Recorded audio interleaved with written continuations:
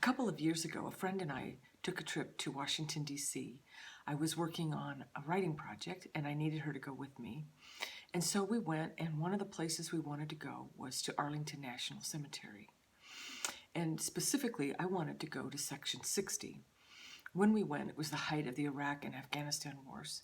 And so there were numerous services being held in the cemetery. And so I wanted to go to that section and just walk the rows and see what God would lay on my heart while I was there. So as I walked up to Section 60, there was a service in progress. And so I stood off to the side and waited for the service to finish and for the family and loved ones to disperse. And then I began walking row by row through Section 60 and looking at the headstones and watching the people and just praying for our nation and for the families affected. And as I walked, I began to see on various headstones little stones placed on top of the headstone markers. And in Jewish tradition, it's quite common to take a stone when you go visit a grave and you leave it there as a tribute to the person to say, "You matter, I value you, I came, I remember you." And as I thought back to that trip this week, I was thinking that we're coming through this coronavirus season, and I want to give tribute. I want to remember. I want to say there was value in this season. And as I thought and prayed about it, I began to remember Joshua chapter 4. In Joshua 4, Israel has finished their 40 years of wandering in the desert. They're coming out and they're ready to enter the promised land that God had promised them. And so when they come out of the wilderness, they're faced immediately with the Jordan River. So here they have an opportunity, and in order to embrace that opportunity, they have this huge obstacle.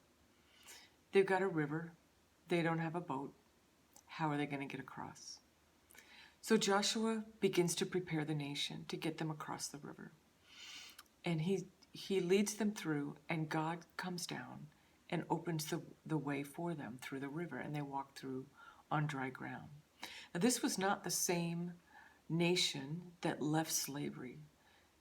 This nation of Israel were the children of the ones that left slavery. That first generation died off as they wandered around in the wilderness. And as they prepared to come up out of the Jordan, when the river was ready to go back to its normal state, God told Joshua, "I want you to go into the middle of the river, and I want you to take 12 stones, and I want you to pile them up by the place that you're going to camp tonight," which was Gilgal. It's the first beachhead that Israel had in the land. And so Joshua did. He commanded the heads of each of the 12 tribes of Israel to go pick up a big rock, and they were going to stack them up by Gilgal. So they did. And then Joshua did something unexpected. Joshua got 12 more stones and piled them up in the middle of the river. And those stones, both the ones in the middle of the river and the ones by Gilgal, served as a memorial, as a testament, as a way to honor that moment when God did the impossible. They honored that moment that God saw them through the flood. We've been walking through a flood of coronavirus. And as I've thought about coming up out of this flood and how God has preserved us and how God has accomplished and is accomplishing his intention for this hour, as I prayed about it, I thought, the Lord wants me to find a way to give tribute to this season of my life. And he wants me to find some stones to stack up.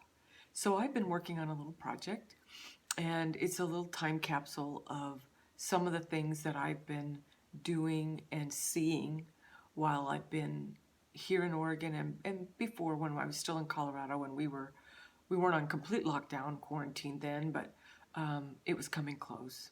So I'm collecting a few things, and I have my little jar of empty hand sanitizer, and I have my mask that you've all seen, and I have my boarding pass of when I got on the plane to come to Portland.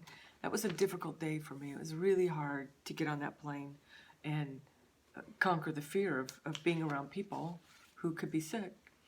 I've been taking lots and lots of pictures, and this one picture I have of my granddaughter, Kensington, and I, we're doing once a week a sewing class together on FaceTime. Well, that's new. That's new to her, it's new to me, and it's been really fun. And then I have a picture, I'll show you this one. This was from the Ten Commandments. This is the angel of death passing over Israel the night of the very first Passover. And as soon as I saw this picture, I thought, it feels like we're waiting. We're waiting to exit this season of bondage and go to the promised land, go to the place of freedom. But as we wait, there's been this presence, this hovering presence of scary information, scary statistics, and we're all waiting. We're in this time of waiting on the Lord to call us up out of the river. And he finally did to Joshua. He said, come up and rise up out of the river. And he said the same thing to Jesus. Jesus did the same thing when he was in the Jordan River and being baptized by John the Baptist. He rose up out of the river, and he also rose again up out of the grave on Easter, what we call Easter Resurrection Day, that we just recently celebrated. And I think in this time of preparing to leave this coronavirus season, I think it's important that we remember, and however that works for you, whether you journal, whether you make lists, whether you create artwork, write poetry, take pictures like I've done, however you feel you want to remember this season. When God said to Joshua, I want you to take the stones out of the middle of the Jordan River, He'd said, I want you to take them out so that when your children come by in years ahead and they ask you, what did these stones mean to you? You can explain to them, this is what God did. This is how God led us through the flood. This is how God did the impossible. This is how God did the supernatural and got us all through to safety. So I would encourage you, however that looks to you in the next few days. We don't know when the quarantine is going to be lifted, but before it is, you have this extra time. I would encourage you to find a way to give tribute and testament to this season that God has been drawing near to you, and leave something for your kids. Leave something for the next generation to come. A way to give honor and testimony of how God saw us all through a very, very scary season.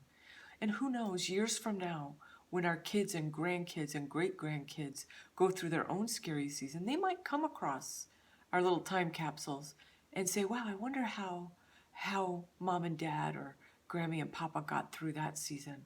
And they'll see our testimony of what God did in our lives through this season. Stay well, take care. I'm hoping to see you all again soon.